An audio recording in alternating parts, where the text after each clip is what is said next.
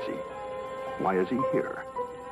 Isolated in space and around massive matter live some several billion intelligent beings. Man. But what is his origin? Some say he evolved from the slime of the sea. Others that a god created an Adam and Eve and he was their descendant. Yet another speculates that he was brought here sometime in the distant past when the Earth was colonized by men from another dying planet.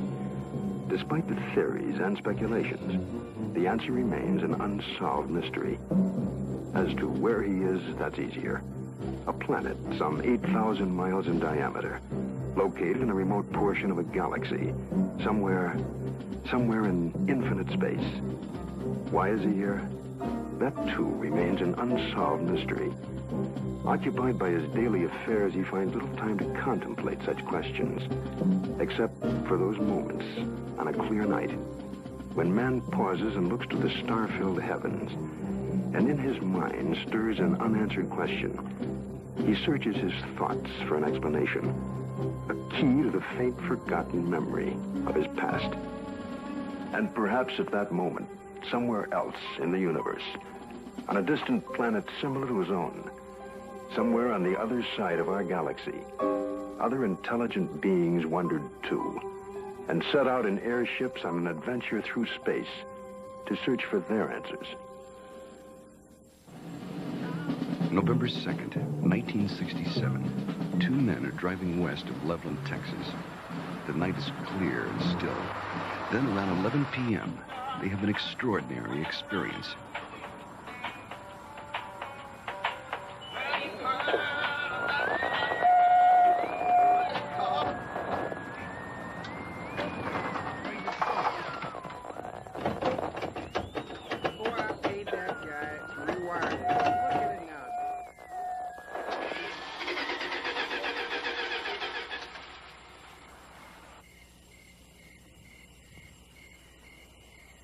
Let's get out and check it.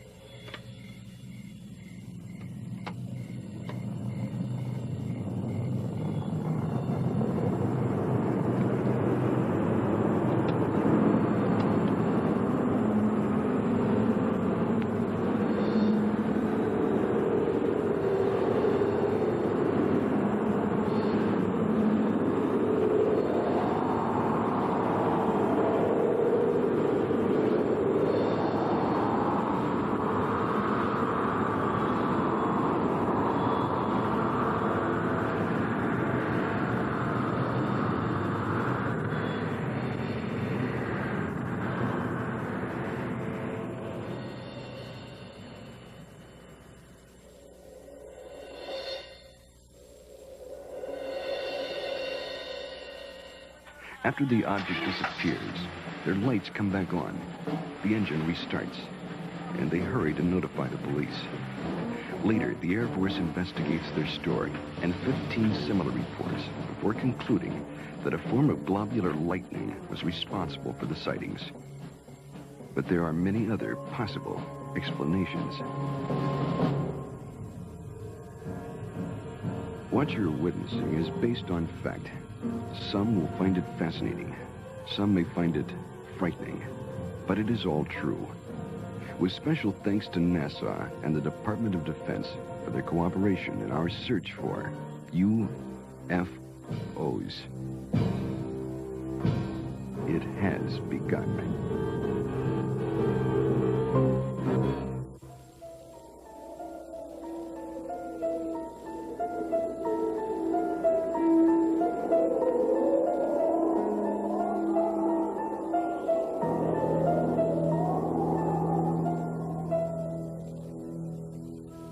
The Old Testament, Ezekiel chapter 1. It came to pass that the heavens were opened, and I saw visions of God. Out of the midst thereof came the likeness of 4 living creatures. They had the likeness of man. Now, as I beheld the living creatures, behold, one wheel upon the earth, by the living creatures. The appearance of the wheels in their work was like unto the color beryl, and their appearance in their work was, as it were, a wheel in the middle of a wheel. And when they went upon their four sides, and they turned not when they went. As for their rings, they were so high, they were dreadful, and their rings were full of eyes, round about them four. And when the living creatures were, the wheels went by them. And when the living creatures were lifted up from the earth, the wheels lifted up. This account took place some 500 years before Christ. Other accounts very similar appear in earlier ancient writings. The Greeks and Romans also are known to have made observations of such things as phantom chariots appearing in the night sky. Records also tell us that during the reign of Charlemagne, there were many accounts of encounters with tyrants of the air and their aerial ships. These accounts so concerned Charlemagne that those reporting such strange phenomena were subject to torture and death. Here is one recorded event given between the 8th and 9th century in France. One day, among other instances, it chanced at Lyon that 3 men and a woman were seen descending from these aerial ships. The entire city gathered about them, saying that they were magicians sent by Charlemagne's enemy to destroy the French harvest.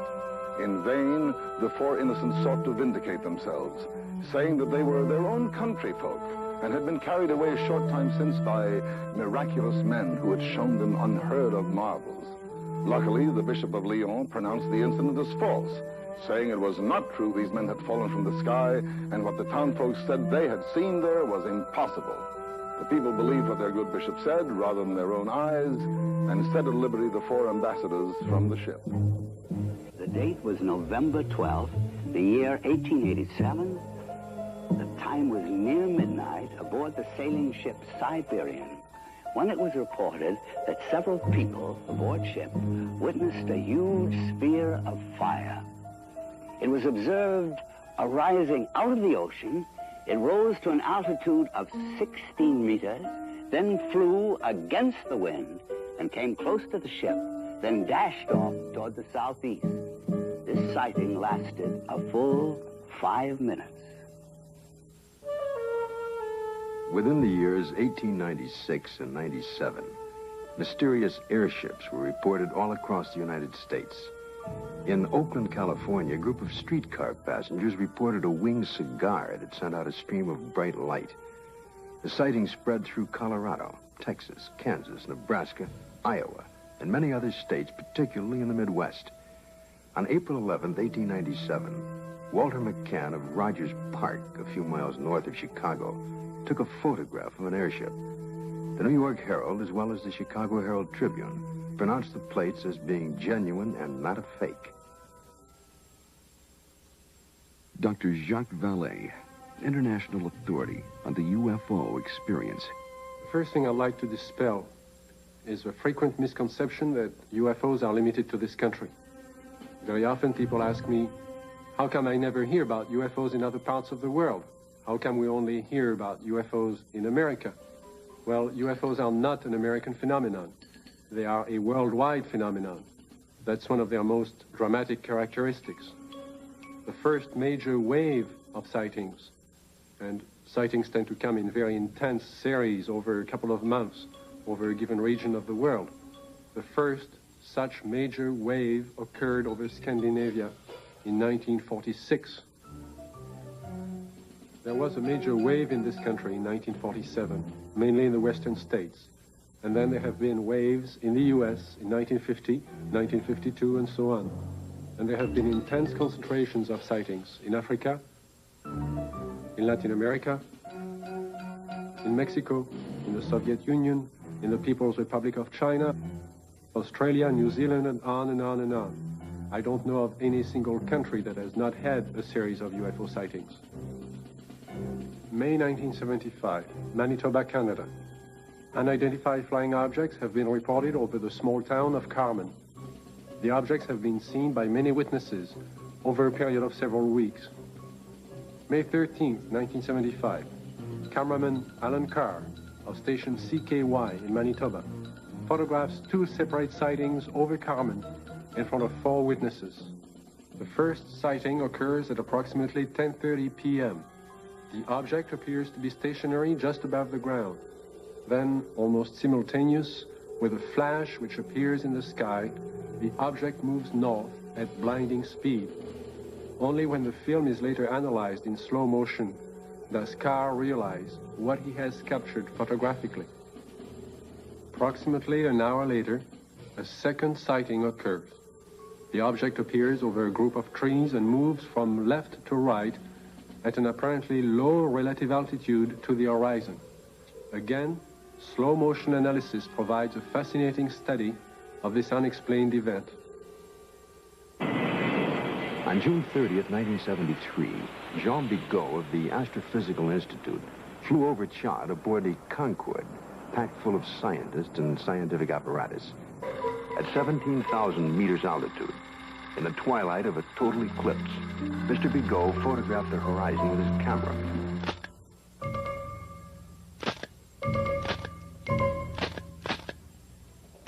When the photo was enlarged, one of the slides showed what you're now seeing. If you look closely at this photograph, it resembles exactly what has been cited by many Americans during 1973 and 74. Although NASA takes no official position as to the UFO phenomena and their probable explanation, nevertheless, there remains on the record several unexplainable sightings by Gemini, Apollo, and Skylab astronauts. The first sighting occurred during Gemini 4 in June of 1965. Astronaut Jim McDivitt suddenly spotted a cylindrical object with arms and antenna. And when seen against the day sky, it appeared white or silvery. The object then appeared to be moving toward the craft. Suddenly, they lost sight of it. During the sighting, the astronauts were able to take these photographs and movie films of the UFO. Gemini 5, later that year, after 3 days and 5 hours into their mission, were contacted by Houston Control Center, advising the astronauts that Houston had picked up and was tracking another object, which was pacing Gemini across the entire United States. They estimated the UFO between 2,000 to 10,000 yards from the craft, and as large as the Gemini craft itself. Because of the limitations of viewing area aboard their capsule, no visual contact was made. Radar continued to track the object until they passed the Ascension Islands in the Atlantic. It then disappeared. Gemini 10 crew, Collins and Young, picked up objects traveling together in orbit. A positive identification has, to date, not been made. This photo was taken during the Gemini 11 flight on the 18th revolution, 27 hours and 47 minutes after liftoff. September 13th, 1966. This UFO was tracked visually and recorded on film by the crew, and is truly considered unidentified by the photo interpretation experts at NASA. Perhaps the strongest and most spectacular of all the sightings took place aboard Apollo 11 on its way to the moon for the first moon landing. The ship was 1 day out, on July 16, 1969, when they spotted an unusual object. It had a sizable dimension to it. At first, the crew thought it was the Saturn IV booster rocket and called Houston for confirmation. Houston informed them the booster in question was some 6,000 miles away. The object remains unknown. During the Skylab 3 second manned flight, on the 23rd day of 1973, at sunrise, a series of 4 exposures were made by the crew of a visually sighted unidentified flying object, or satellite, as considered by the NASA Photo Interpretation Laboratory. The Skylab crew noticed a large star-shaped object, brighter than a planet or star. They watched it for about 10 minutes. They estimated its distance as from 30 to 50 nautical miles from Skylab. It, too, remains an unknown, despite North American Air Defense and NASA's attempt to identify it. Among the thousands of military men in recent times who lost their lives while in the service of their country, the circumstances surrounding Captain Mantell's death are indeed extraordinary. This experienced military pilot who'd flown in the invasion in Normandy and numerous missions over the Rhine under heavy attack would take with him to his death perhaps the closest glimpse of what was thought to be a UFO. The date is January the 7th, 1948. The time is 2 o'clock in the afternoon here at the Godman Air Force Base, just outside of Louisville, Kentucky. A Kentucky state policeman calls in to report what he has sighted. It's an unusual aircraft, circular in appearance, approximately 250 to 300 feet in diameter. I'd say it's moving westwardly at a pretty good clip. Any information? Negative. I will check with our commanding officer. Instructions were given to contact nearby Wright-Patterson Air Base to see if they had any experimental aircraft up in that area. Flight test. We have no experimental aircraft in the area. The reports still continued to come in from adjoining towns. At 1:45 p.m., it happens. It's very white and looks like an umbrella. I don't know what it is. Through the binocs, it appears to have a red border at the bottom at times and a red border at the top at times. At approximately 2:30 p.m., a flight of Air Force P-51s come into view. The base commander decides to contact the flight leader, Captain Mantell. This is Godman Base Commander. Roger, Godman Tower. This is NG-869, flight leader, over. NG-869 from Godman Tower. We have an object out south of Godman here that we were unable to identify. We'd like you to take a look for it. Roger, I will take a look for you if you give me the correct reading. Mantell moves ahead of its wingman. The tower advises the flight leader to correct his course 5 degrees to the left to 210 degrees from Godman Tower. Godman Tower, this is flight leader NG-869, Captain Mantell.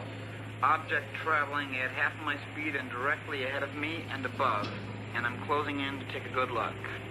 Can you give us a description? Appears metallic and to be of tremendous size. I'm going to 20,000 feet. The other pilots level off under 15,000 feet and start down.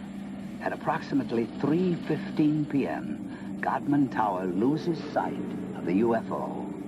5 minutes later, the report came in that Captain Mantell's plane had crashed. He was found dead. His watch had stopped at 3:10 p.m. that afternoon.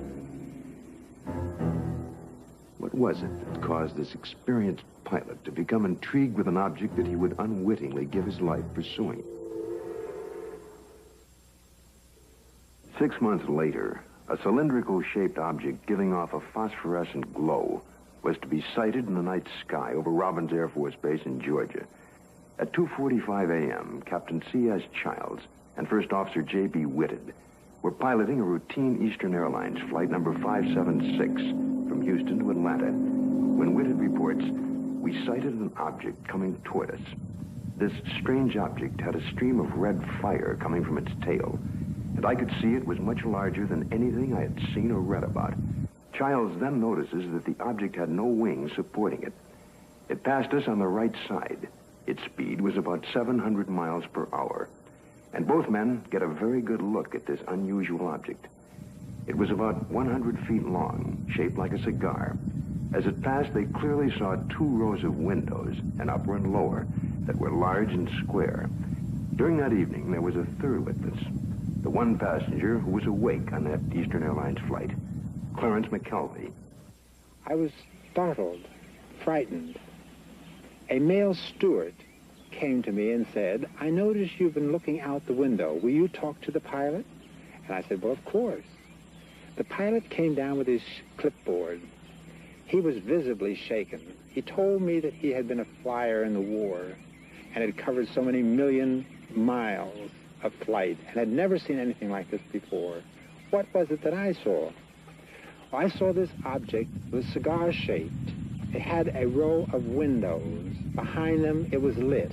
Out of the rear was a cherry red flame. This hair-raising experience was witnessed by 3 aircraft, a passenger, and ground observers added more corroboration. The conclusion of an air intelligence report was that the object remains unidentified as to origin, construction, and power source, and goes into the record classified as unknown. This is the Pentagon, Washington, D.C. And this man is Colonel Bill Coleman. He was Chief of Public Information for the United States Air Force from 1969 to 1974. It was here at the Pentagon that the Defense Department first became interested in the UFO phenomenon. This occurred in the late 1940s, with reports about objects and lights seen in the sky by military personnel and others. The Air Force decided to investigate the matter anyway. There was that one possibility that these flying objects could well be foreign weapons used for test purposes and might affect our national security. The investigative branch was called Project Sign. The project had only been underway for about 2 weeks when the Mantell crash had made headlines across the nation. The staff's investigation was far from complete, but public pressure was enormous. And they were forced to come up with an answer to really quiet growing speculation that Mantell had been killed by hostile aliens in some flying saucer. That's when we decided that Mantell had chased the planet Venus. However, this was an initial finding. The Chills and Whitted case had an impact on the Air Force project. It presented the first close-up account by highly reliable witnesses. The object described led some of the staff to postulate an extraterrestrial theory. And they wrote up an estimate of the situation, which at the time was classified top secret, suggesting that the saucers were from outer space. This theory was rejected by the Air Force Chief of Staff, General Hoyt Vandenberg, and even other Project Sign staff members as not having enough proof. So the extraterrestrial visitation idea was dropped for the time being. It's been said in jest that if these UFOs are from other worlds and they wanted it to be known, all they'd have to do is land on the White House lawn. But an incredible incident too quickly forgotten in time took place over our Capitol. In 1952, Air Force spokesman for the Pentagon and UFOs at that time, Mr. Al Chop, relates the famous incident that stirred the Capitol, causing a request from even President Truman to be kept up to date on all the details. There were radar reports of unidentified flying objects over the nation's capital. We had 3 reports. One came from Andrews Air Force Base radar control room, and 2 from the radar controls at Washington National Airport. The first sightings consisted of a number of unidentified targets picked up on radar. Then a call was placed from National to the Andrews Air Force Base flight controllers. They were apparently tracking the same targets. Then Andrews reported a visual observation of 3 objects that were apparently in the same position as those indicated by our radar sets. The targets stayed on radar until about 12:30 a.m. They moved slowly at first, about 100 to 200 miles per hour. Then one of the targets sped away at a fantastic rate of speed. It moved west from Andrews toward Riverdale. Army 142. The estimated speed was 7,300 miles per hour. At this time, in the tower, we had about 7 targets on the radar scope. These unidentified objects were flying all over the city. They even violated the restricted air corridors here over the White House and over the Capitol building. The phenomena wasn't to subside. The following Saturday night, July 26th, a repeat performance unsettles the Capitol again. I was awakened the following Saturday night around midnight by a telephone call to my home in Virginia. It was the public information officer for the Federal Aviation Authority. He told me the air traffic control radars were again picking up a large number of UFOs over the Capitol area. First, they would follow a definite flight path, and then they would suddenly disappear. Others would come into view just as suddenly. I placed a phone call to the command post in the Pentagon, and I asked for an intercept. About 2:40 a.m., we got a radio call from a flight of F-94s, 2 aircraft in the flight. They also, at about that moment, appeared on our scope. And at that moment, a very frightening thing happened to us. All of our unknown traffic completely disappeared the moment those aircraft came on the scope. The flight leader called in and said, well, it doesn't look like we're going to do any good here, so we're going to go back to base. And at the very moment those aircraft disappeared, all of our unknown traffic appeared again on our scope. And again, it was a very frightening experience. We called Andrews Air Force Base, and they reported exactly the same thing happened to their scope. At 10 a.m. on the morning after the sighting, General Landry, at the request of President Truman, called intelligence to find out what was happening over Washington. It was the largest and longest press conference held in the Pentagon since World War II. General Samford headed the conference and said that he was personally satisfied that the radar scope sightings were the result of temperature inversions, which are known and account for certain blips on radar.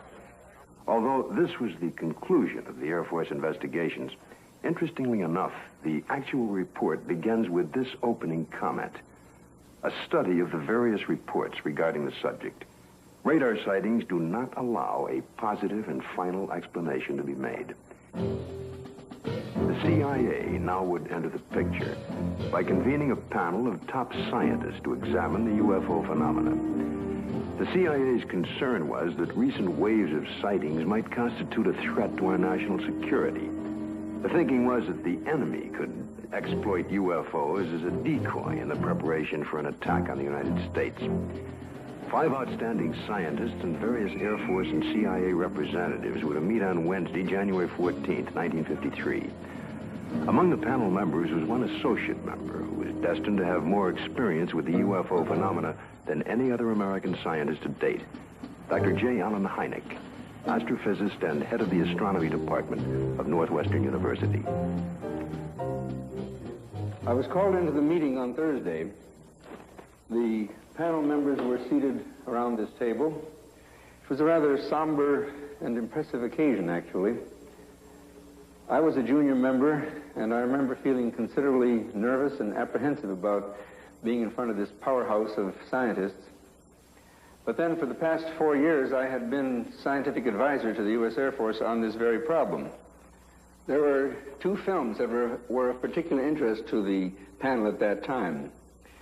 One was a film taken by a Navy officer while on vacation in Utah, near Tremonton, Utah, and the other was a film taken in Great Falls, Montana, by the owner of the local baseball team. The Utah film had already been subjected to some 1,000 or so man-hours of analysis by the Navy's Photographic Interpretation Laboratory.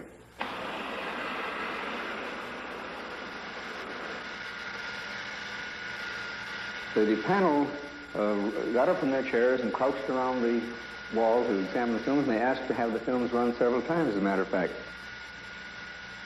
Now, the Navy had, on the basis of their detailed analysis of the Utah films, they had concluded that the objects shown on the films could not be birds, balloons, aircraft, and so forth, but indeed that they were self-luminous, unidentified objects. Despite this conclusion, the panel rejected it and concluded that the objects were birds. They couldn't be unidentified, therefore they had to be birds. I came away from the meeting and from the room with the distinct feeling, however, that the panel had deliberately moved to debunk the whole subject and not to give it the serious scientific attention which it deserved. It seems the CIA was to become involved in the UFO phenomena again, in a most unusual way. A series of episodes were to take place that, up until the airing of this program, were not public knowledge. The events were so bizarre that it's hard to conceive they happened to individuals associated with such no-nonsense organizations as the Office of Naval Intelligence and the CIA. This man is retired Lieutenant Colonel Robert Friend, U.S. Air Force, and former head of Project Blue Book. Friend, now on the management staff of Celesco Industries Incorporated, which builds and launches missiles for defense testing purposes. Friend now relates this most unusual experience. It was 1959 when I was invited to attend a briefing in the security portion of this building. It seems a retired Rear Admiral had information about a woman in Upper Maine that purported to have established contact with extraterrestrial beings. 2 naval intelligence officers were sent to investigate. The naval officers met with the woman, and she went into a trance, supposedly to establish contact with the purported extraterrestrials. And then they asked her scientific and technical questions that a woman of her education could not possibly know the answers to. Yet, as the questions were put to her, she was able to answer easily with seeming telepathic help from these purported extraterrestrials. According to the report, she indicated there was an organization, OEEV, which meant Universal Association of Planets, and that organization had a project, UNZA, meaning Earth, which was being conducted. Then an unexpected turn took place. One of the naval officers was informed by the woman that they, the extraterrestrials, were willing to answer questions directly through him, a naval commander and intelligence officer with no prior experience in telepathic communication. He took over and attempted to write down the answers to questions put to him by his fellow naval officer. The word traveled back quickly to Washington officials and the very skeptical CIA. Nevertheless, there was no reason to totally disbelieve the report of this highly respected Navy commander. Questions were put to him, such as, do you favor the government, religious group, or race? And would there be a third world war? The answer to both was no. The group then asked if they could see a spaceship, and the commander, still in a trance, told them to go to the window and they would have proof. The group moved to the window where they supposedly observed a UFO. I was told that a call was made for radar confirmation. The reply came back that that particular quadrant of the area was blanked out on radar at the time. After being briefed on all of the details, I asked the commander if he would attempt to contact me. He sat for several minutes and then appeared in a deep trance with his Adam's apple moving up and down rapidly. Questions were put to him, and he answered them by printing in rather large letters using rapid but jerky motions. It wasn't at all like his natural hand. During the course of the questioning, we learned the names of some of the so-called extraterrestrials. One was Krill, C-R-L-L-L. Another, Alomar, A-L-O-M-A-R. And another, Alpha, A-F-F-A, purportedly from the planet Uranus. A case that just as well could have been written by a very imaginative science fiction writer. But here in my hand is the actual account of the incident by one of the agents present at that time. The names of 7 men present are listed here. Because of the unusual nature of the incident and at their request, their names will remain confidential. Another reason for control of the Blue Book files was to protect the names of witnesses. To help satisfy public demand, periodic summary releases were made. We had no proof that we were indeed being visited by extraterrestrial vehicles under intelligent control. However, we couldn't prove that there weren't spaceships either. It created a dilemma for the Air Force. In 1966, an important incident takes place in Michigan. It creates enough of an uproar that President Gerald Ford would at that time call for a congressional hearing on UFOs. Here are excerpts from Ford's actual letter to the House Armed Services Committee. The Air Force sent a consultant, Dr. J. Allen Hynek, to investigate various reports, and he dismissed all of them as products of college student pranks, or swamp gas, or an impression created by the rising crescent moon and the planet Venus. I do not agree that all of these reports can be or should be so easily explained away. I am proposing that the Science and Astronautics Committee, or the Armed Services Committee of the House, schedule hearings on the subject of UFOs and invite testimony from both the executive branch of government and some persons who claim to have seen UFOs. I think we owe it to the people to establish credibility regarding UFOs. Sincerely, Gerald R. Ford, Member of Congress. Congress acts on Ford's letter and holds an open hearing under the chairmanship of L. Mendel Rivers of the House Armed Services Committee. Only 3 persons are invited to testify. The Secretary of the Air Force, Dr. J. Allen Hynek, and Project Blue Book head at the time, Colonel Hector Quintanilla. Hector Quintanilla relates the events and reports of the unusual sighting that led up to the congressional hearing. There were 2 sightings, one at Hillsdale and the other one here at Dexter. Based upon the original reports from the Sheriff's Department, it all began at 8:35 p.m. on March 20th, when Frank Manor, who used to live over there, reported to the Sheriff's office that he had seen a strange object in the swamp over there. According to the police report, the police officer, in company with the complainant, proceeded along Territorial Road until they reached Brant Road, at which time they turned left, proceeded to the end of the road, secured their vehicle, got out of the automobile, proceeded along the cornfield, keeping the trees lined to their left. Then they crossed an open field to the creek. They crossed the creek and reached this point, which was their vantage point, and observed the object. Frank Manor described the object as brown in color, quilted, with a porthole in the center, sort of flat on the bottom, cone-shaped towards the top.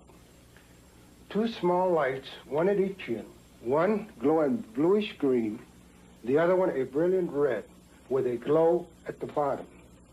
Well, of course, by the time I arrived, the situation was so charged with emotion that it was impossible for me to do any really serious investigating. I had to fight my way through reporters to interview the witnesses. Other sightings were reported over the area, and a solution from Dr. Hynek and Major Quintanilla seemed in the offing. Well, the pressure was mounting for an official explanation. There were more than 60 newsmen jammed in at that news conference. I gave what I thought to be at that time the only scientific explanation possible for the faint lights in the swampy area. I made the statement that it could be swamp gas, and even though I went on to emphasize that I couldn't prove it in a court of law, that was the full explanation for these sightings. Well, the press picked up the phrase, swamp gas, and rushed off to the telephones, and I was to come into a great deal of criticism over it. What was the outcome of that congressional hearing? I believe the Air Force presented its side quite openly and completely. It seemed to satisfy the members of the committee. Now a remarkable observation is to be recorded. If the facts are correct, the Air Force must now consider the possibility of beings related to UFOs.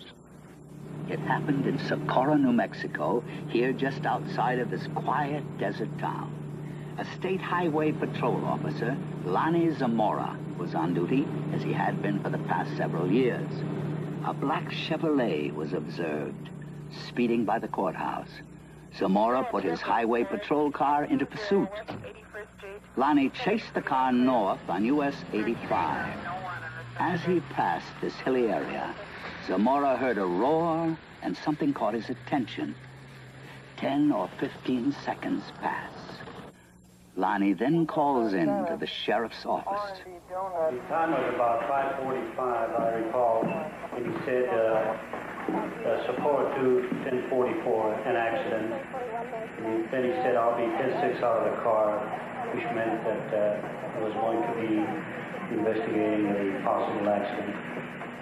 And I went up this road about a half a mile, and then I stopped my car and I got out and looked out, and I could see a white looking object in the distance.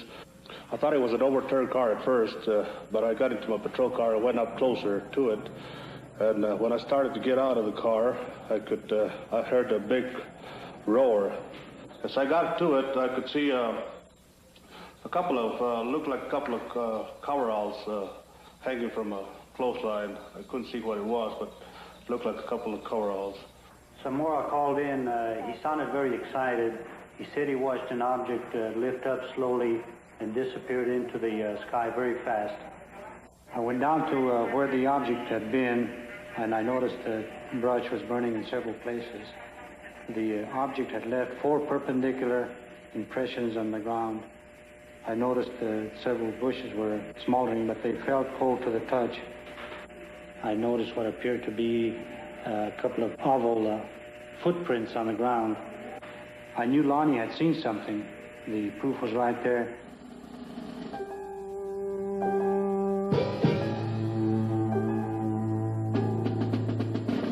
The incident was very interesting, to say the least.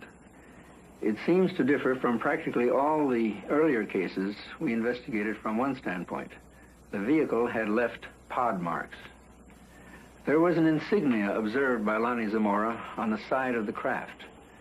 The insignia was unidentifiable, not American nor Russian. And last of all, the observation of these two people in some sort of suit. But what did the investigation turn up?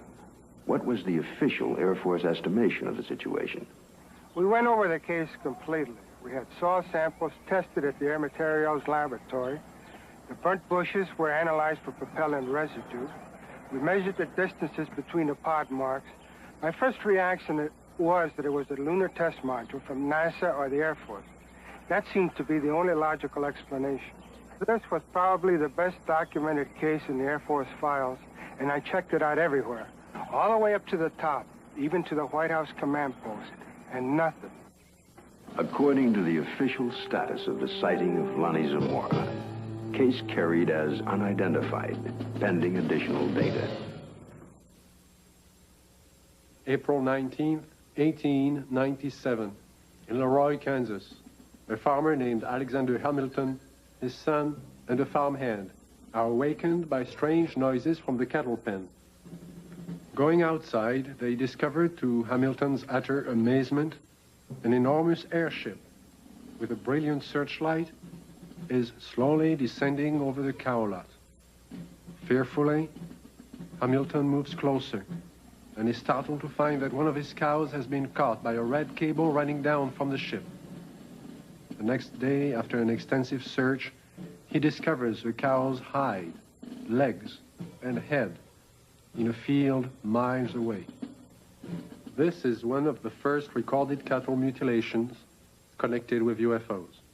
The report could easily be dismissed as a tall tale if there were no others. But since then, thousands of bizarre animal mutilations have been discovered, not only in this country, but in Africa, Australia, Brazil, and many European countries, in fact, all over the world. In this country, mutilations have occurred in over 30 states in the last 5 years alone.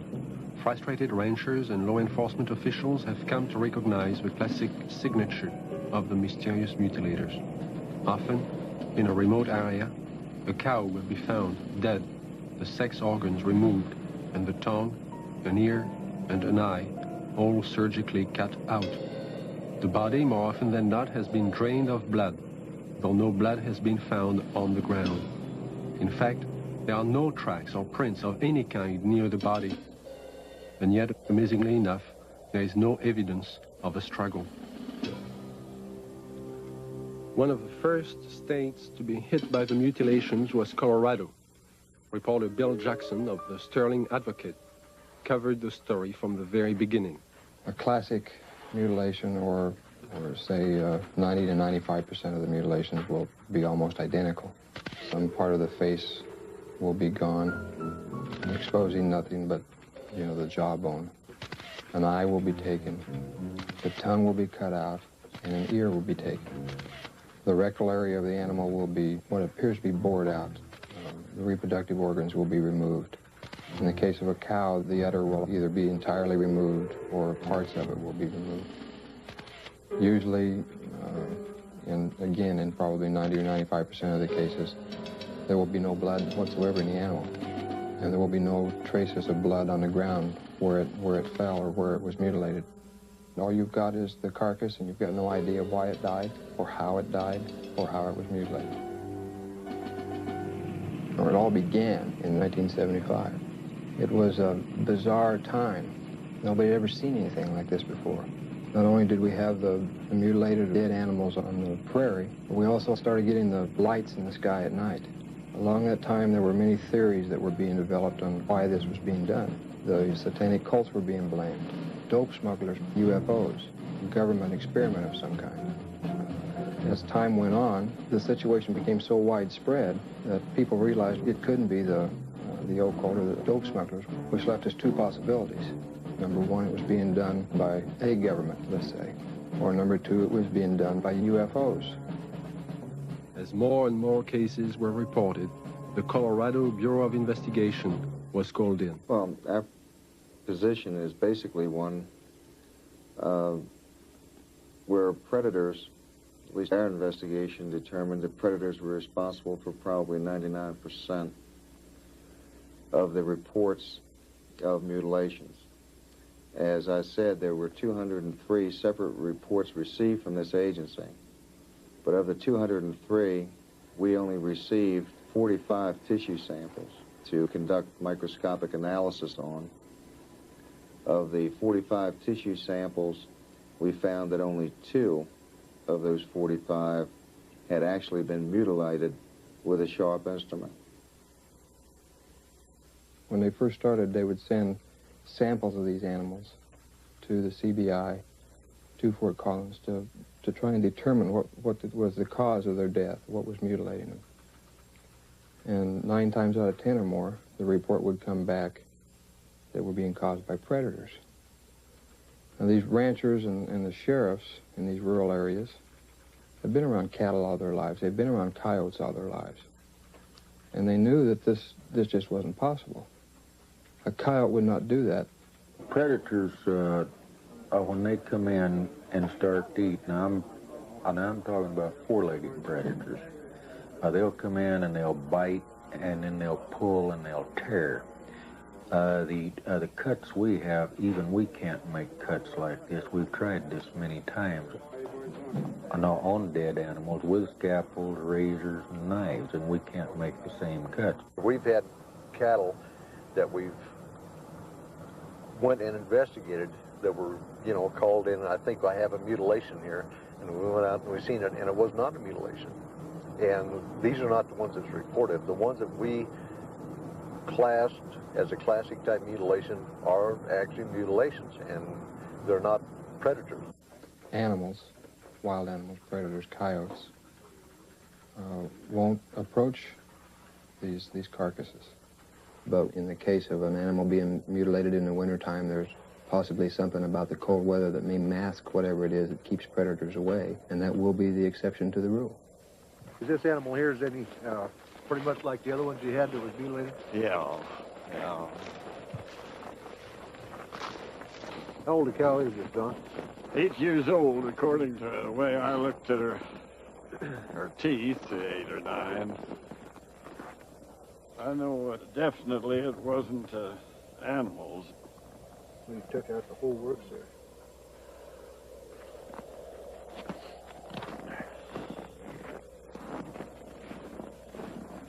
Don, now on this critter here, how this looks like a real incised wound. Yeah. Well, it looks, it's definitely cut. Oh, yeah. And everything, you can tell that. I mean, even at the age that it is right now, that's opposed to the way it is to where the animals have been to it on this other side over here. Kind of noticed there, the difference there, Don, between here and how animals have been to that, and that flesh is torn. Yeah. And it's not a real incise, but yet when we seen this animal the other day, now these were all incise, good clean cuts on them. Definitely.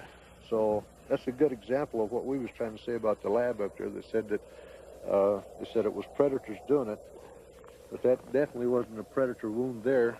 No, I wouldn't say. Well, it looks like they went clear from the navel here, clear back in underneath here, and took the whole bag and out of the whole works out, and they cored down into the rectum, the whole rectal area, and looks like it got back into some of the reproductive organs back in there. As the mutilations and the sightings of the lights in the sky continued, it got to a point to where ranchers in the northeastern part of the state began arming themselves. They weren't getting the results they wanted from state authorities. They were concerned for their families, and they never knew when they might be next. They began patrolling their pasture land, watching over their herds at night. The lights from the sky, when they got too close to a herd of cattle, the ranchers shot. Well, I think everybody was a little edgy. Right. Everybody started carrying high-powered rifles. I don't know what good it would have done, but everybody was awfully nervous. I'm completely convinced that there's something there that's not normal. There's a lot of questions that are unanswered, I'm sure, and hopefully someday maybe somebody will figure it out. Unidentifiable lights in the sky have appeared in virtually every area of this country which has been plagued by cattle mutilations. But no explanation has been found for these strange sightings. There are some who believe that these objects in the sky are responsible for thousands of mysterious cattle deaths which continue to this day.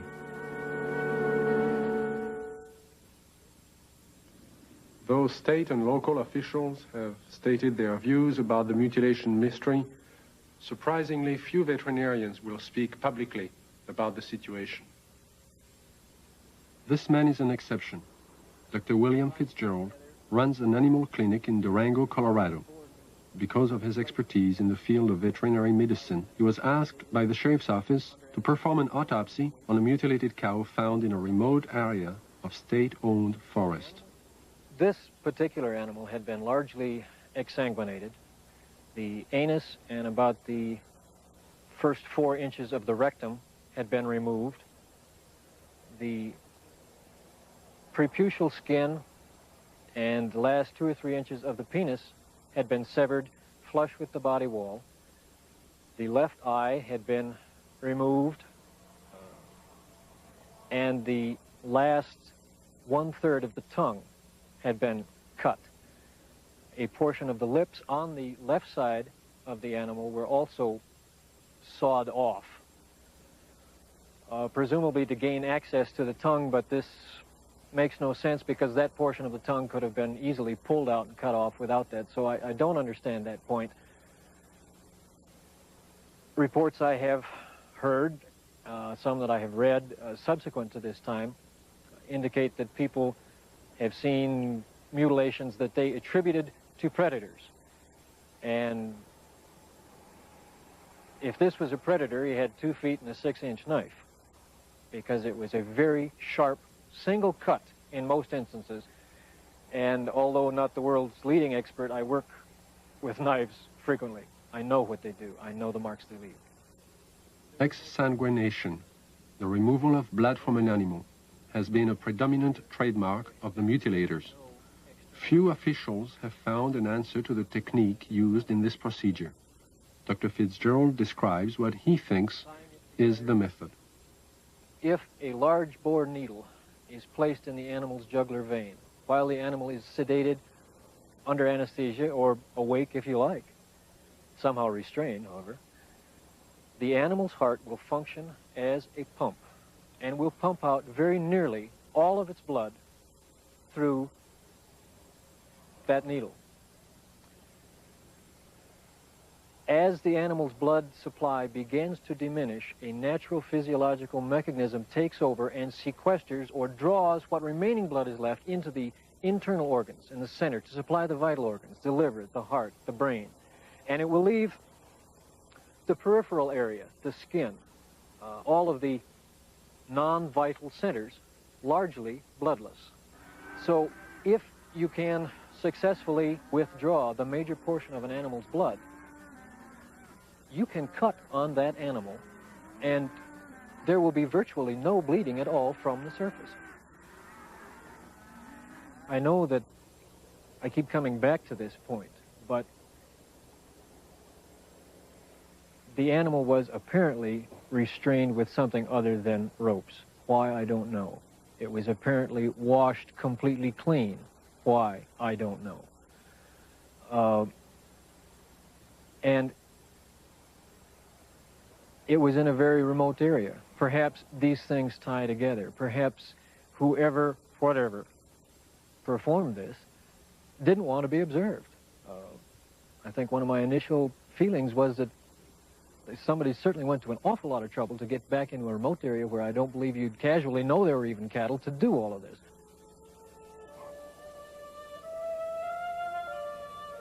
Dulce, New Mexico, similar to the plains of Colorado in its isolation, but nestled among rolling hills and small mountains, is the land of the Jicarilla Apache. Tradition is strong here. Indian women weave intricate baskets and create delicate beadwork. The men preside over tribal business and raise cattle. And here, as in Logan County, the night sky has been lit with the glow of unknown flying objects, and cattle are found mutilated. Officer Gabe Valdez of the New Mexico State Police and retired scientist Howard Burgess, who pioneered the development of Kirlian photography in this country, periodically pool their knowledge and expertise in an effort to solve the mutilation mystery. Officer Valdez describes how it all began. It was in 1976, June the 14th, when we first had one of our cattle mutilations here in Dulce. The cattle that was mutilated belonged to Mr. Manuel Gomez. Any time that we do find one that it's not too decomposed and it's fresh enough for us to do some tests, well, I do call on Mr. Burgess because he has a lot of knowledge in the field of science that is very helpful to me in conducting my investigations. Howard Burgess had a theory that some of the cattle had been marked prior to their mutilation with something which would show up under ultraviolet light but be invisible to the naked eye. Late one night, he and Valdez conducted an experiment and found that out of 80 head of cattle, 5 were indeed marked with a powdery white substance, visible only under ultraviolet light. So we took ultraviolet with some special filters and ran the cattle through it, and what appears to be markings glowed under ultraviolet. It's invisible to the normal eye, but under ultraviolet it does glow. Then we removed the hair from the region that does glow, and we removed a control sample. We took these to the lab and had chemical checks run on them. We did find that the sample that did glow is extremely high in potassium and magnesium. At the time, this was interesting, but it didn't mean much to us until we ran on to other things that began to tie in with it. The tie-in came on July 3rd, 1978, when a UFO was sighted over Taos, New Mexico. As it hovered over the town, it dropped a thin film of ashes onto the ground below. The ashes contained high levels of magnesium and potassium, the same elements found on the cattle under ultraviolet light, but there was more. We find there's at least 25 elements in there. There's a good possibility that it may be something that's organic. And if it is, this just opens up a real bag of worms, because anything can happen if this is an organic material that has come from one of these crafts. And this, as the people told us, directly fell from the craft that was hovering over the area. One evening in 1975, Logan County Sheriff Tex Graves took his deputies into the countryside around Sterling, Colorado, determined to track the bright lights which had been skimming across the ranches and farmlands for the last several weeks. Reporter Bill Jackson describes the sequence of events. We were just getting started in this. We really didn't know what we were doing. We weren't prepared for anything like this, of course. But as time went on, we realized we couldn't catch them, so maybe we can take pictures of them and discover something that way. About a year and a half later, the lights returned. The mutilations were still going on. So we arranged with the Honeywell people in Denver to borrow a 1100 millimeter Lentar lens from them.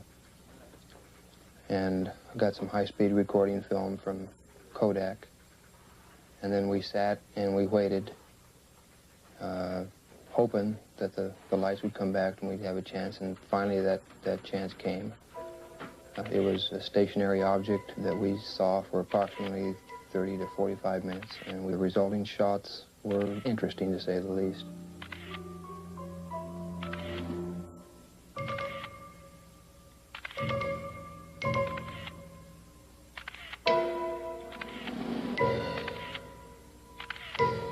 Shortly after these final exposures, the object just disappeared. It was almost like somebody hit a light switch and it was there no longer. What are these unidentifiable lights? What is their nature and their purpose? Why have they appeared in the night skies immediately prior to the discovery of mutilated cattle? And how many more animals will die before the mystery is solved?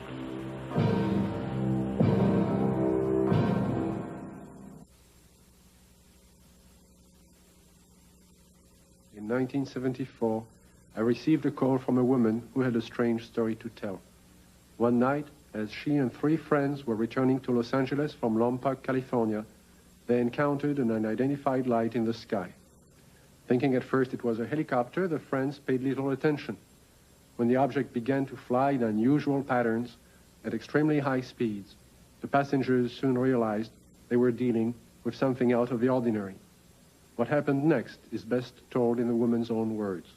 Helen is a fictional name. Her real name is being withheld at her own request. I saw it come into the sky from the top of the mountain range and go straight up and do a 90-degree angle toward us, and I called it to the attention of Don, John, and Sue. And they saw it too, and it was there. I was not on dope or alcohol or anything like that. And it started doing really erratic things in the sky. It was a small white light and very easy to see. We were not mistaking anything. It came over to the car, flipped over and went around on the other side toward the other hills and came back, settled above the car. By this time, because it was so close, it was 8 lanes freeway, at least in diameter and even a little wider, saucer-shaped, a very white, luminescent light emitted from the entirety of it. The ship stayed above us, out in front of us, about a minute or 2, and we watched it, and none of us were saying a thing. And we just kept driving, and it kept staying in front of us. And then out of the perimeter of it, closest to us, came 4 white beams of light, very much like funnel-shaped, smaller at the perimeter, and they descended upon us and came around each one of our bodies. And out of each one of our bodies, we started to float into that beam of light. The best description would be molecularly being dispersed. And when I looked over at Don and Sue and John, their bodies, their legs and their bottoms are still on the car seat, and their heads and their shoulders and their chest molecules were going through the roof of the car, along with mine. We didn't lose consciousness while this happened. We were completely conscious of going through the roof. And the bottom molecules of our body were coming through too, and we were about 3.5 or 4 feet outside the car, going toward the ship, and we hit an energy field, a strong one, and remembered nothing. Next thing I did remember, we were coming back, the same process, going back into the car. It wasn't until several years later that Helen realized she had experienced more than she remembered. Mental images, which she couldn't explain, caused her to visit a specialist who put her through a memory regression. In this relaxed state, Helen recalled the evening in question and described in detail the experience of being taken aboard the UFO. I came to, and standing in front of me was a very tall man with whitish hair, kind of bronze, beautifully tan type of skin. And he had a long type of robish gown on, and he was looking at me, and very, very friendly. And he said he supposed I'd like to know what we were doing here. And I looked around, and I did want to know. There was a huge room that we were in that had a hallway off in front and a hallway off to the side. And there were round, curved hallways. The room was very light. Iridescent light radiated all over, but you didn't see a light bulb anywhere. In fact, you didn't see hardly anything except for the swivel chairs we were sitting in. And he proceeded to help me up, and then we walked together over to the screen in front of us, across the room, and he showed us some information, pictures, and it was very cordial and very easy to talk with. The man spoke to me in English, but concurrent with everything he said was a great deal of telepathic communication, and it was completely peaceful feeling. It all made sense. He showed us a screen with many images on it that clarified some of the things he was saying. He also said that he'd been around with the other people there for thousands of years, and that they had been picking up people and giving information to people for the use of putting it into this world, into this society, to bring about a lot of better changes. And the interesting thing was that there are some people, he indicated, who we know and read about, who were given information by him. This is what he told me. And there was no fear. That's predominant, I think, in everything. from this large room where we first came on, the man led me down into a couple other rooms. And the one that's very interesting was more or less in the center of this ship, and it was a room full of dials and full of men dressed in more form-fitting clothes, whereas the one who met me had a type of ambassadorial robes on. And these guys had more like turtlenecks and Levi's. They were still white, soft, iridescent, and very comfortable looking, and they were working. There was plenty of dials, and there was lots of screens, types of scopes there, and they were doing things very involved. None of them paid any attention to us. They kept their work. After he had taken me to these rooms, we were walking again down the hall to go back to the car. And while we were walking, I remember telling him, you know, nobody's going to believe me. And he said, he's a really nice doctor, and he goes, it doesn't matter if anybody believes you. And there was a purpose to being told these things. And what I had learned and what John and Sue had learned, too, had its purpose. And he was very kind and very cordial. You could meet him on the street almost and not even feel anything unusual. And then we came back to the room, and we were put back in the car the same way as we were taken out. And we just this tremendous sense of peace, and that there was a lot more going on than we had originally thought. In December of 1969, amidst great public controversy, the Condon report from the University of Colorado was finally out. In summary, they found no evidence that UFOs were a threat to the national security, and the late Dr. Condon recommended that the Air Force terminate its involvement in UFO investigations and analysis. In 1969, the Air Force officially disbanded Project Blue Book and the study of the UFO phenomenon.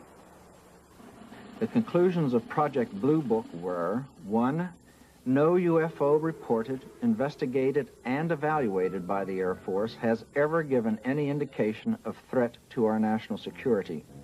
2, there is no evidence submitted that sightings categorized as unidentified represent technological developments or principles beyond the range of present-day scientific knowledge. And 3, there is no evidence indicating that these unidentified objects are extraterrestrial.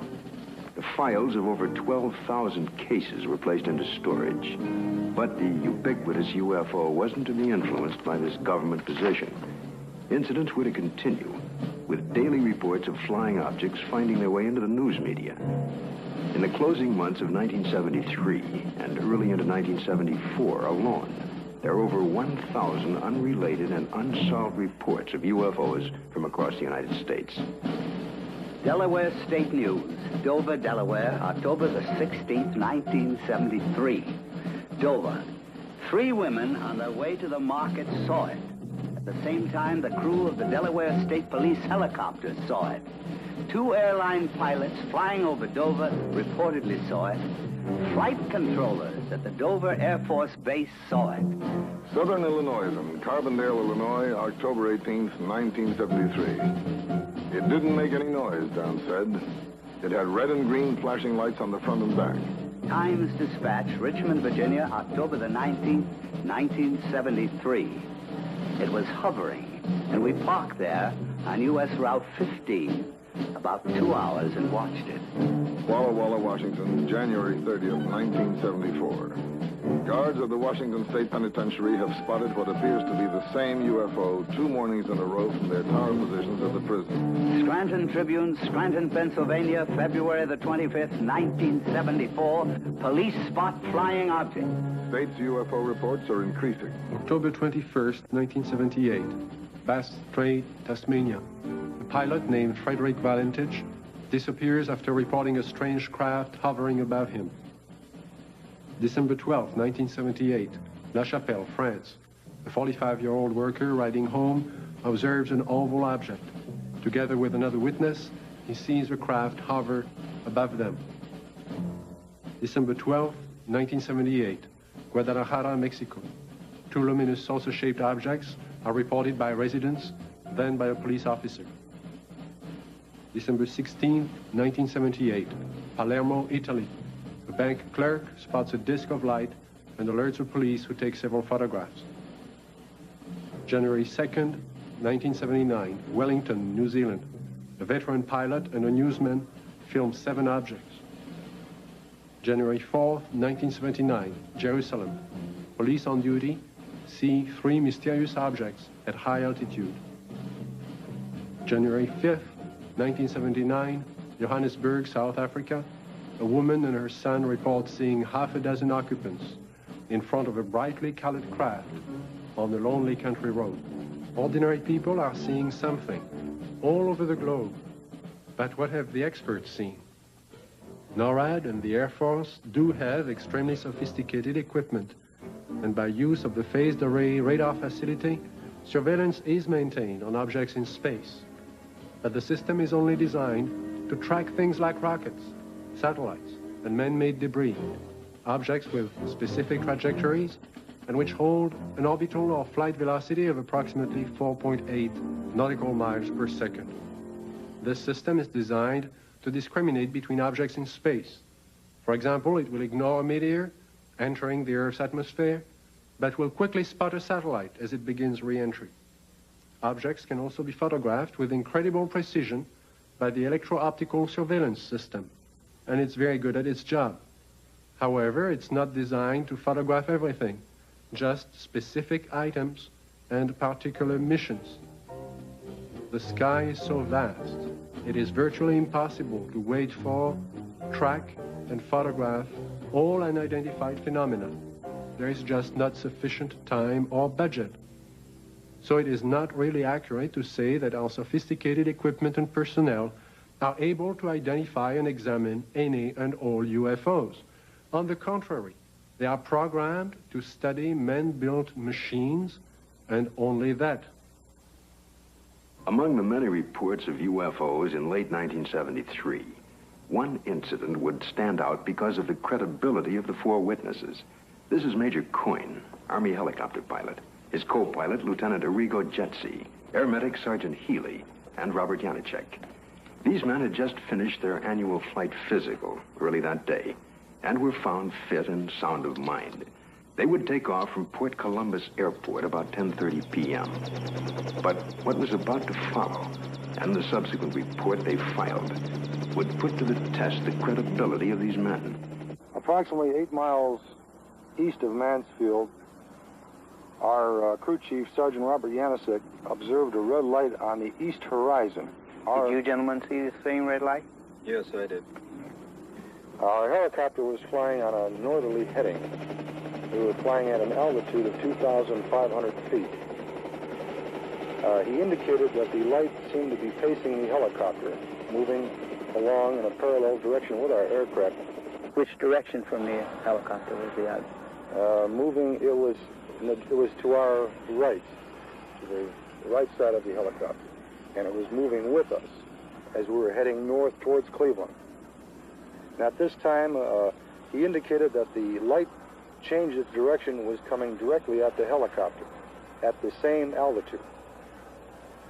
And as the helicopter was maintaining a speed of 90 knots, the object came at a terrific speed from the horizon. We estimated 15 miles. Visibility was reported 15 miles that night. Did you gentlemen see the object at this time, after it had been pointed out by the sergeant? No, not at that time. I was flying left seat or co-pilot, and visibility from that seat from an object approaching from the right is rather limited. So I was having difficulty seeing the object. And it was for that reason that Major Coyne did take the aircraft or the controls from me. I grabbed the controls from Lieutenant Jetsi because I thought it was going to hit us. I braced for impact. With that, I pushed the collective down to get the helicopter to start to descend. I then looked at the altimeter. It was showing 1,700 feet, and we were descending 1,000 feet a minute. The helicopter began to descend, and as this object came at the helicopter, it seemed to descend with the helicopter. When the helicopter went down, the object came down, but it still came directly at our broadside, as if to hit the helicopter from the right side. Did anyone else see the object at this time? Yes, I was watching it come on out of the east horizon. And the only thing I felt was when the skipper took over the controls and we started to auto-rotate down, and I'd never been involved in a mid-air collision, so I was just watching this thing come at us. And it was at this time a light came, swung 90 degrees from the UFO towards the helicopter. And it came in through the front of the plexiglass, and the entire cabin inside turned green from the light. It was a pyramid-shaped type light that beamed down and came through the front of the helicopter. How long was your aircraft bathed in this beam? The light that came into the cockpit apparently lasted only for a few seconds, but it was enough time that I observed the red instrument panel lights utilized for night flying to be absorbed by the green light. Was it possible for you to determine the outline of this object against the star background? Yes, sir. It was a cigar-shaped object, like a symmetrical airfoil with the dome on it. It was a solid object. It was a metallic structure to it. And you could see lights reflecting off the structure, and you could not see any of the stars or behind the object itself. Well, while all this was going on, what was the attitude of the helicopter? Apparently, when we were supposed to be descending at 2,000 feet a minute at 100 knots, we were climbing at 1,000 feet a minute with the controls still established for a descent. And we went from 1,700 feet up to 3,500 feet and topped out at 3,800 feet. I would like to stress one important fact, and that is there is approximately 20 years of Army aviation experience between the 4 men on board the helicopter that night. We have been trained to follow procedures and regulations in reporting incidences, regardless of how they're accepted. And we tried to follow those procedures. And we reported the incident as it occurred and have avoided any speculation on the subject. While our government's official position is not to speculate on this subject, we can choose to let our minds explore other possibilities, to use our imaginations. For if we consider that astroscientists agree on one point, that the possibility of life elsewhere is not only quite probable, some feel it is there without a doubt. Let us suppose then that these objects are real space vehicles, extraterrestrial in origin, and not an illusion of the mind. Perhaps we can begin to accept such ideas as various reported UFO shapes and configurations by looking at our own aviation history. We have, in 71 years, devised dozens of aircraft shapes, from propeller-driven biplanes to lunar modules to date.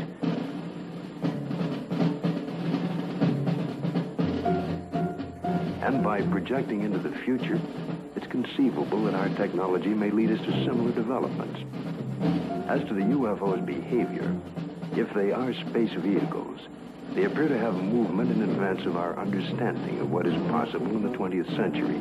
But we must realize, however, it stretches our imagination. There will be a 21st and 22nd and 23rd century, where the impossibilities of today may be tomorrow's commonplace.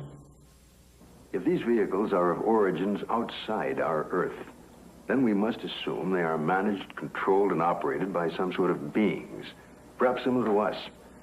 From sketchy reports around the world, we can begin to construct a hazy portrait of these aliens. Reports indicate ashen, pale, white skin, perhaps with a thin protective membrane over them. Eyes large, far apart, with a wraparound appearance. Nose indefinite, 2 small breathing holes. A slit mouth, or small, or no opening at all. Behavior, cautious, curious, firm. Ability to paralyze on touch. Sounds emitted. Humming. Oohs in a foreign language or some accent. Buzzing as if electronic from their head and chest. Wearing head protection or overall body protection. We just might not be scientific and technically sophisticated to the extent that's necessary in order to recognize what is the real evidence in this, in what we have collected. I think we should also think of other possible hypotheses. Suppose there are such things as interlocking universes, where forms of matter which don't mesh with ours except under strange conditions. To assume that we are on the level of intelligence that would of necessity be visiting us, if they have the ability to come here, there may be no common bridge of understanding. There may be attempts at communication, and we don't recognize it as communication. We must always be aware of the fact that we may be testing the wrong hypothesis. As, for instance, in the days when people talked about stones falling from heaven, that was testing the wrong hypothesis. Meteorites do exist. The phenomenon exists, but they're not stones that fall from heaven. They're stones that the Earth collides with when they're in orbit around the sun. It's arrogant, egocentric, egotistical for us to think that we are the highest intelligences in the universe. I think that's completely preposterous. As far as the extraterrestrial intelligence is concerned, I believe it's out there. We have not been able to come up with a logical explanation. At least our scientists have not. The only plausible explanation that would explain all of these sightings is the theory that these could be intelligently controlled vehicles controlled by an alien species, alien to this planet. How would the public react if this event were true? To find the answer, Dr. Leon Festinger of the New School for Social Research consulted a number of prominent social psychologists from several universities across the United States. You must realize that social scientists can only make educated guesses about reactions to such a new and startling event. But nevertheless, certain behavior can be predicted. Dr. Aronson of the University of Texas points out that many people already have strong beliefs about the existence or non-existence of extraterrestrial beings and are committed to these beliefs. Dr. Walster tells us that if these extraterrestrial beings were advanced beyond us, we would probably gain technological information from them, that many Americans may worry that their benefactor will demand something in return, constant gratitude or acknowledgement of their superiority. As far as panic is concerned, most of my associates agree that it wouldn't happen unless there were, one, an imminent danger with no escape or chance to protect oneself, and two, it resulted in loss of contact with family or primary groups. And last, there is also the question of longer-term effects. What would happen over many years? One social psychologist suggests that it might help to unite the world. If the visitors from space prove to be an enemy, he suggests, then we would unite as one species to drive the invader away and then to live in peace thereafter. We've so far talked of the past and the present, but what are the possibilities of the future? It seems almost certain that if other beings more advanced than ourselves do inhabit other sectors of the universe, then it's quite probable there will come that day, that moment in time, when official contact will be made. Let's look at an incident that might happen in the future, or perhaps could have happened already. The premise is that contact is made by extraterrestrial beings with representatives of the United States Air Force at Holloman Air Force Base in the deserts of New Mexico. The day is clear. It's about 5:32 a.m. at Holloman Air Force Base. Traffic light. One recon plane is on the field ready for takeoff when Sergeant Mann is given a report of an approaching unidentified craft. Yeah, Bill, no, nothing on the wall. I'll repeat it again. Unidentified approaching objects on coordinate 49er, 34 degrees southwest, falling length and Can I go northeast down with the Army helicopter? Probably a stray civilian, maybe. Give Army me the board. 142, turn left. I see him over there. Check with Edwards. Make contact with him, Bill. This is Holloman Air Force Base, control tower. Identify yourself. What's your tail number? You're encroaching on military airspace. Warning, identify yourself. You're in a restricted military air corridor. Call the base commander. Base commander's office, Sergeant Whitmore speaking. Yes? Yes, hold on. Colonel, for you. This is Colonel Horner, yes? Yes, an unidentified vehicle. You warned the aircraft again? 142, turn left. What's its shape? Check, Edwards. Civilian patrol? Okay, all right. Sound a red alert. Unidentified aircraft approaching. Hey, Bill, give me a quick check with Wright Patterson Intelligence. There may be an experimental craft from somewhere, I don't know, here. Alert the fire chief and security and safety.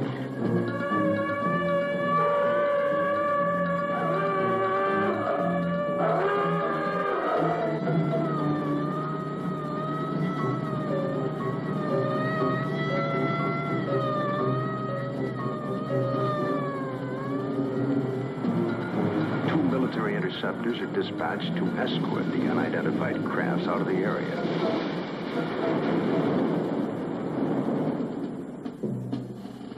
During a routine photographic mission, a tech sergeant and staff sergeant of the base photographic team were aboard a helicopter at the time and run off several feet of film of the three objects, one of which breaks away and begins a descent. A second high-speed camera crew on the ground runs off approximately 600 feet. The cameras continue to roll as the extraordinary vehicle comes into view. It hovers, almost silently, about 10 feet off the ground for nearly a minute and yaws like a ship at anchor, then sets down on 3 extension pads. Commander and 2 officers, along with 2 base Air Force scientists, arrive and wait apprehensively. A panel slides open on the side of the craft. Stepping forward, 1, then 2, and a third, what appear to be men dressed in tight-fitting jumpsuits. Perhaps short by our standards, with an odd blue-gray complexion, eyes set far apart, a large pronounced nose. They wear a headpiece that resembles a rope-like design. The commander and the 2 scientists step forward to greet the visitors. Arrangements are made by some sort of communication, and the group quickly retires to an inner office in the King 1 area. Left behind stand a stunned group of military personnel. Who the visitors are, where they're from, and what they want is unknown.